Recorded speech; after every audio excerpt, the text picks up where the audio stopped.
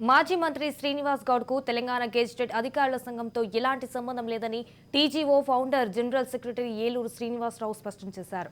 9 ఏళ్ల నుంచి సంఘాన్ని శ్రీనివాస్ గౌడ్ తన చెప్పు చేతుల్లో పెట్టుకుని ఉద్యోగుల సమస్యలపై సర్కారును ప్రశ్నించనీయకుండా అణచివేశారని మండిపడ్డారు. ఈ మేరకు 9 ఏళ్ల నుండి ఉద్యోగుల డీఏలు, పీఆర్సీలు, 317 జీవో, సిపిఎస్ రద్దు, జాయింట్ స్టాఫ్ కౌన్సిల్ పై మాట్లాడారు.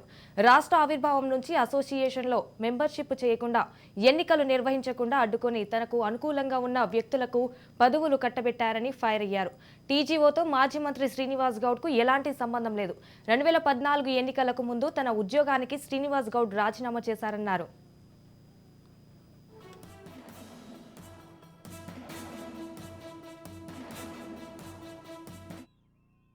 హైదరాబాద్ సంబంధించిన కీలక విషయాలు ఈరోజు దానికి సంబంధించిన ఎలక్షన్స్ కానీ, బైలా కానీ, అదేవిధంగా రోజా రూల్స్ కానీ అన్ని విరుద్ధంగా ప్రస్తుతం నడుస్తున్న సంఘానికి కానీ, బాడీ కానీ ఎటువంటి శాంటిటీ లేదు.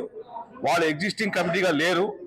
ఇప్పుడు కొత్తగా మేము ఈరోజు 300 మందితో మెయిన్ అన్ని 107 సంఘాల్లో డిపార్ట్మెంట్లో ఉన్న మెయిన్ ఆఫీస్ పేరుతో మీటింగ్ పెట్టి ప్రెస్ మీట్ పెట్టాము.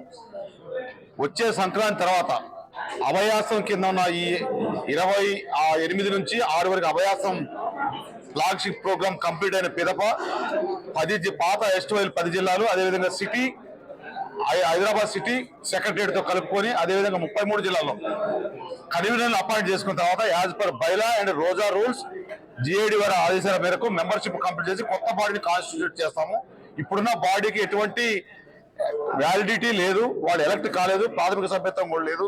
ఆ బిల్డింగ్ కూడా టీజీఓస్ అసోసియేషన్ కానీ వ్యక్తిగతంగా ఆనరీ చైర్మన్, ఫౌండర్ ప్రెసిడెంట్ అనేది గవర్నమెంట్ జీవో 1744 ద్వారా రద్దు కాబడింది.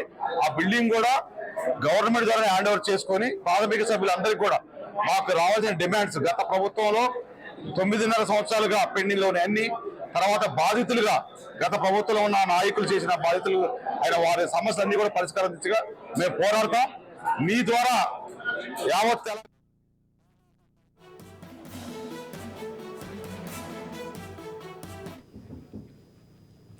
తెలంగాణ ఉద్యమంలో గెజిటెడ్ అధికారులకు అసోసియేషన్ ఉండాలని ప్రొఫెసర్ కోదండరాం, అద్దంకి దయాకర్ ఇతర ఉద్యమ నేతలతో చర్చించి టీజీఓను నేనే రిజిస్టర్ చేయించానని, తెలంగాణ ఏర్పాటు తర్వాత శ్రీనివాస్ గౌడ్ సంఘాన్ని తన చెప్పు చేతుల్లో పెట్టుకుని ఉద్యోగుల సమస్యలపై ప్రశ్నించనీయలేదని మండిపడ్డారు. ఆర్టీఐ కింద టీజీఓ సమాచారం అడిగితే కేసులు పెట్టించారని ఆవేదించారు. నన్ను ఎంతో ఇబ్బంది పెట్టారు.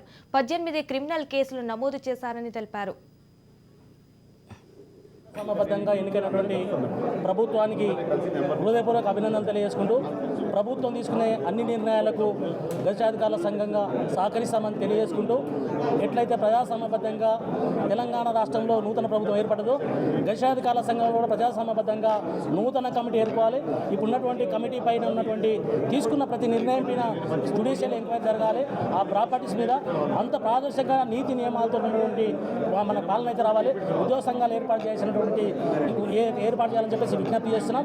వచ్చినటువంటి ఏవైతే ఇంతకుముందు జరిగినటువంటి ఏలూరు సీనన్న చెప్పిండో అవన్నీ వాస్తవాలు. ఇక్కడ తెలంగాణ రాష్ట్రంలో మనకున్నటువంటి ఉద్యమకారులు కానీ అందరూ కూడా ఆకలిని భరిస్తారు కానీ ఆత్మగౌరవాన్ని భరించరు. ఈ తెలంగాణ ఉద్యోగులు అడుక్కునే వాళ్ళు కాదు, అధికారులు. కాబట్టి ఖచ్చితంగా ప్రభుత్వంతో మా విజ్ఞప్తి చేస్తాం. ఖచ్చితంగా హక్కులను సాధిస్తాం. ప్రభుత్వంతో ఒక సానుకూలమైనటువంటి వైఖరితో ఆ ప్రభుత్వంతో